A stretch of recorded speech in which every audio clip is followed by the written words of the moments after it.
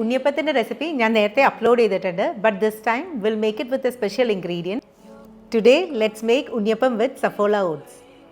ആദ്യം 1 cup oats ഒന്ന് ലൈറ്റായിട്ടൊന്ന് ചൂടാക്കാം. അപ്പോൾ 1 കപ്പ് സഫോള ഓട്സ് ഒരു ഡ്രൈ പാനിലോട്ട് ആഡ് ചെയ്യാം.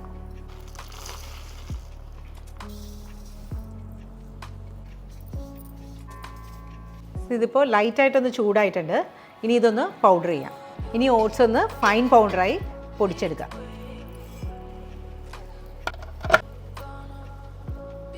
Saffola oats 100% natural soft grain oats ആണ്. അപ്പോൾ ഇതുപോലെ പൗഡർ ചെയ്ത് കഴിഞ്ഞാൽ നിങ്ങൾക്ക് breakfast dishes like dosa, idli ആണെങ്കിലും ആൻഡ് ഈവനിങ് സ്നാക്സിലേക്കാണെങ്കിലും ഇതുപോലെ ആഡ് ചെയ്യാവുന്നതാണ്. ഇനി ഈ പൊടിച്ച ഓട്സ് ഒന്ന് ഒരു ഉരുളിയിലോട്ട് മാറ്റാം. 1/4 കപ്പ് മൈദ, 1/4 cup wheat powder, 1/2 teaspoon salt, 1/4 teaspoon baking soda, ഒരു 3 നന്നായിട്ട് പഴുത്ത ചെറിയ പഴം, ഒരു 3/4 കപ്പ് മെൽറ്റഡ് ജാഗ്രി. ഈ ശർക്കര ഉണ്ടാക്കുന്നത് ഞാൻ ഇലയുടെ ഉണ്ടാക്കുന്നതിൽ കൊടുത്തിട്ടുണ്ട്. എപ്പോഴും ചൂടാറിയിട്ട് വേണം ശർക്കര ഉണ്ണിയപ്പത്തിലോട്ട് ആഡ് ചെയ്യാനായിട്ട്. ദെൻ ഒരു 1 കപ്പ് കോക്കനട്ട് മിൽക്ക്. ഇത്രയും ആഡ് ചെയ്ത് നന്നായിട്ട് മിക്സ് ചെയ്യാം.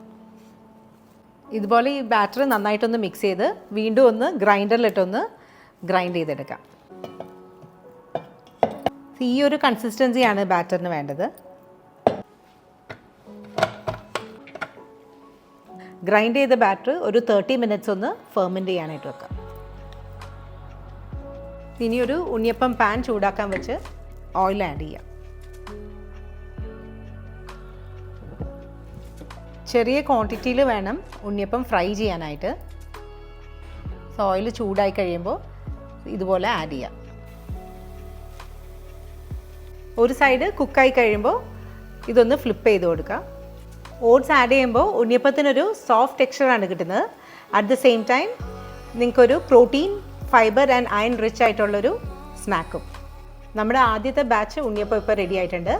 ഇനി ഇതുപോലെ തന്നെ ബാക്കിയുള്ളത് കൂടി ഫ്രൈ ചെയ്തെടുക്കാം.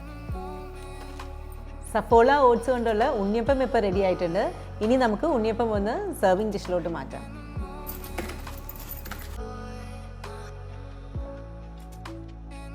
സഫോള ഓട്സ് എല്ലാ സൂപ്പർ മാർക്കറ്റിലും അവൈലബിൾ ആണ്. So do try this recipe and let me know the feedback.